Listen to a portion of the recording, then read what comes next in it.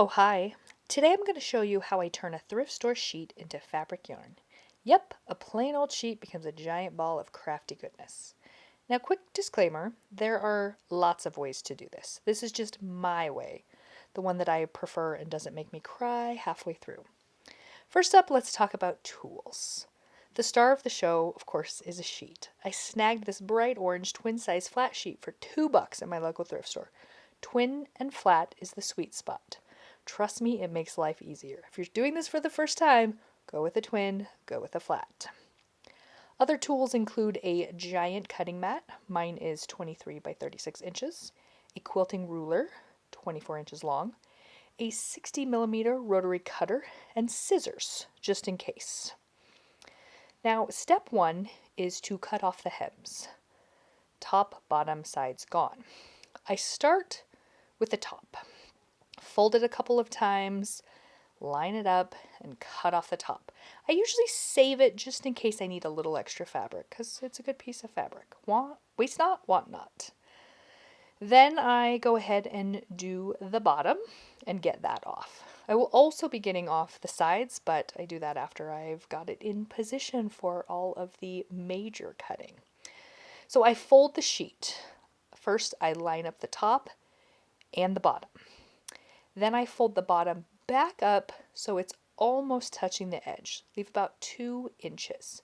It doesn't have to be perfect, just smooth and flat-ish. Sometimes it takes me a couple tries, but hey, fabric is slippery. So get it folded so that you have that nice fold crease that is almost reaching the top. And we start in on the fun part, cutting strips. I start by chopping off the hem, just like I discussed, and then I proceed to cut 1-inch strips through the fold. Here's the trick. Don't cut all the way to the edge. If you do, you'll end up with a pile of sad little strips instead of one long strand, and nobody wants yarn confetti. So I go inch by inch, sliding the quilter ruler as I go, slow, steady, not stressing about perfection. The beauty of fabric yarn is in its wobbly, wonky charm. Too wide, too skinny, accidentally cut through, no biggie, it still works.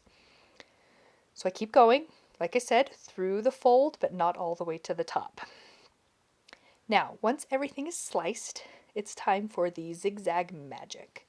This part feels a little weird at first, but stick with me. Essentially what you're going to do is cut through every other line.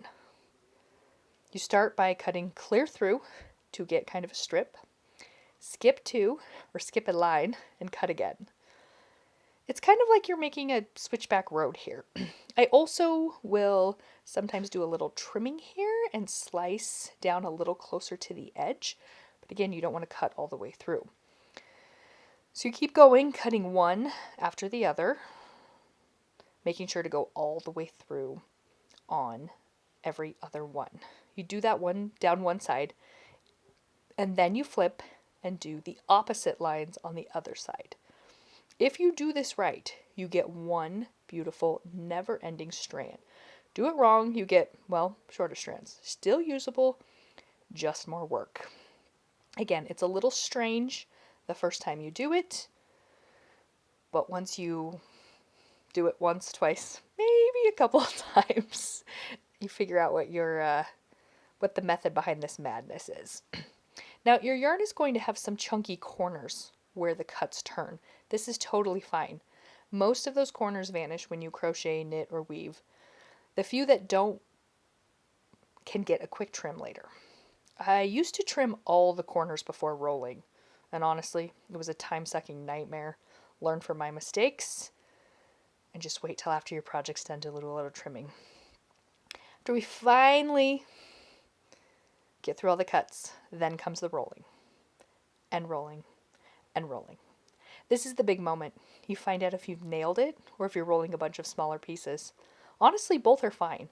But when it works and you end up with one glorious, continuous ball of fabric yarn, that's the chef's kiss. At the end, I've got a giant squishy ball of sustainable yarn that took me about 30 minutes, cost $2, and kept a sheet out of the landfill. Not bad for some thrifted fabric, right? And that's how I turn a boring old sheet into something crafty and fun. For more creative inspiration, be sure to like and subscribe. Come along and see what we're up to next. Lovebird and Yaya.